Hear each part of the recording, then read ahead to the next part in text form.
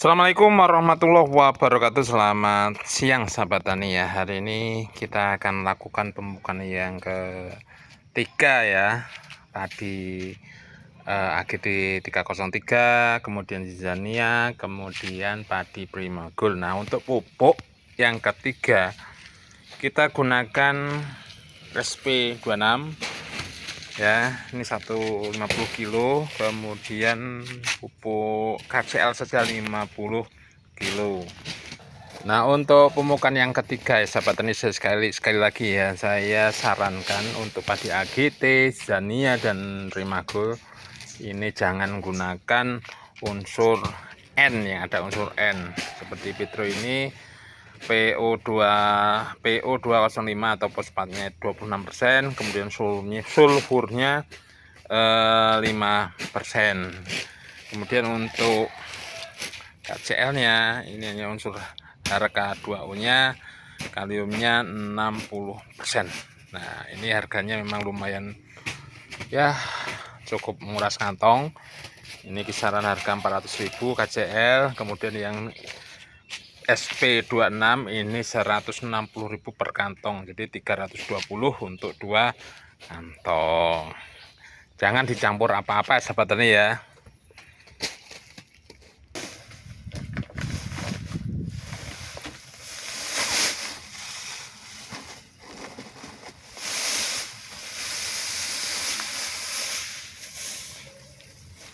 Nah, pertanyaannya apakah bisa dicampur dengan ZA ya, monggo kalau mau coba ya sahabat tani ya.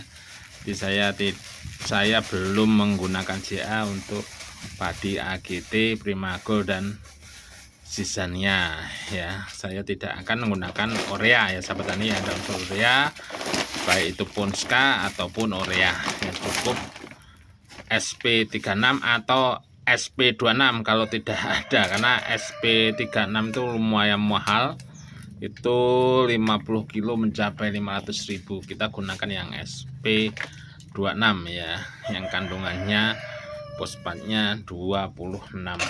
Ini sudah cukup bagus dari Petrokimia Gresik ya, pupuk subsidi.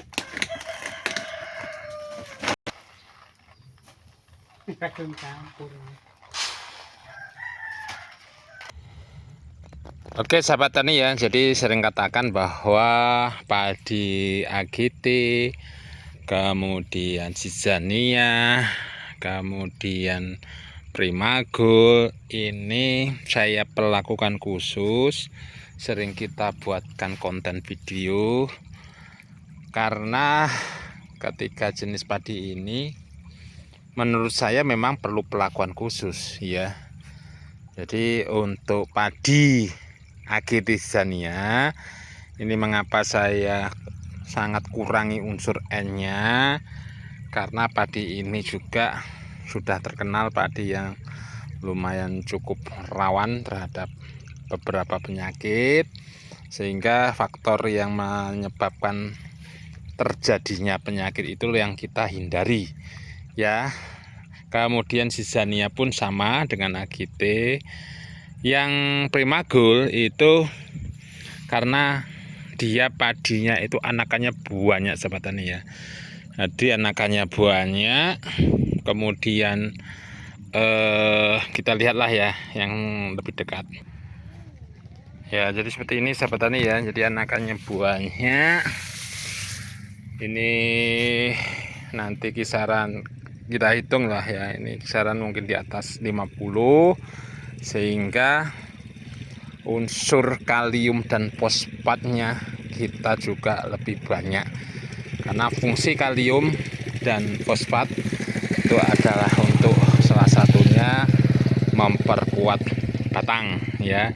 Kemudian kalium juga fungsinya untuk memperberat biji ya, kemudian pengisian lebih maksimal.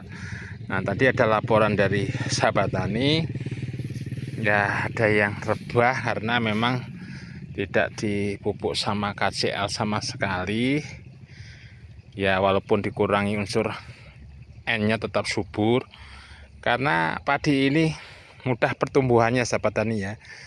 Ini kalau dipupuk biasa, artinya N-nya, Ponska-nya ini biasa dengan padi yang lain, luar biasa ya suburnya. Ini kita suka dengan karakter padi ini, dengan pupuk banyak KCL dan fosfatnya, hijaunya ini enggak terlalu hijau gelap ya. Jadi insya Allah padi ini dengan anakan banyak, batangnya ini pendek, insya Allah kalau KCL-nya diperbanyak ini juga insya Allah tahan rebah, karena selama kita tanam padi ini juga belum pernah rebah ya sahabat tani. Mudah-mudahan jangan. Kemudian kalau ada yang bertanya ya, ini disimak baik-baik ya sahabat tani ya, kapan waktu dan usia padi dipupuk yang ketiga. Nah sekali lagi sering saya katakan, untuk pemupukan padi yang ketiga ini untuk AGT dan Primagol Zania ini di usia 40 hari setelah tanam ya. Sekali lagi 40 hari setelah tanam. Padi ini kita tanam pada tanggal 9 Mei dan hari ini tanggal 18 Juni. Jadi genap berusia 40 hari setelah tanam. Kemudian usahakan pemupukan pada saat siang hari ya, jam 2 atau jam 3 ketika sudah kering embunnya.